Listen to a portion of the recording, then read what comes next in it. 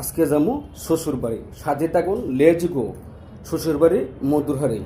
আচ্ছা, শ্বশুর বাড়ি যেহেতু যাবো আমি, তাহলে একটু সেন মারতেও না ভাই, একটু সেন মারে, সেনটা মারে আসলে পিটপাট করি, তাই না? সুগন্ধি সেন লাগবে তো আপনাদের।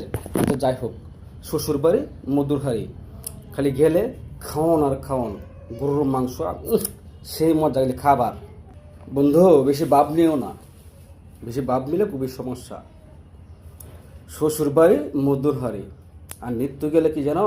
নৃত্য গেলে জাটায় জাটা, নৃত্য গেলে জাটার বাড়ি। শ্বশুর বাড়ি যেমন মজা, তেমন ভাই শ্বশুর বাড়িতে সাজাও আছে, এটা কিন্তু মাথায় রাখবে, ঠিক আছে? কেমনটা লাগে কোনটা কেমনটা লাগে?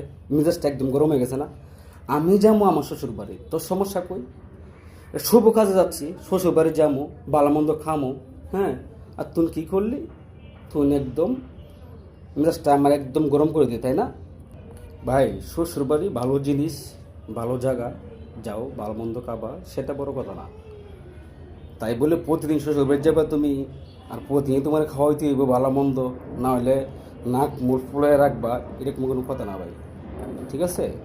শ্বশুর বাড়ি যাও, যাও, তো না করছে কেটে তোমার যাও, আর প্রতিদিন যাও, যা জাটা বাড়ি খেয়ে আসো, জাটার বাড়িতে খাই দিও প্রতিদিন গেলে যা হয় আর কি। তোকে একটা কথা বলি, তুমি বন্ধুর মন থাকবে, ঠিক আছে? বেশি কথা বলবি না, বেশি কথা বললে একদম মেজাজ গরম হয়ে যাবে কিন্তু আমার। আমি শ্বশুর বাড়ি যাবো, আমার শ্বশুর বাড়ি, তোর শ্বশুর বাড়ি যাবো আমি, তোর সমস্যা কই? এত বেশি পাইজলামি করবি না, ঠিক আছে? এত কথা ভালো লাগে না আমার, এটা মাথায় রাখবি তুই। তোর জ্ঞান দেওয়া লাগে অন্য কাউকে দে, আমাকে দিস না, কারণ আমাকে জ্ঞান আল্লাহ কম দেনে, ঠিক আছে? বুঝতে পারছিস তুই?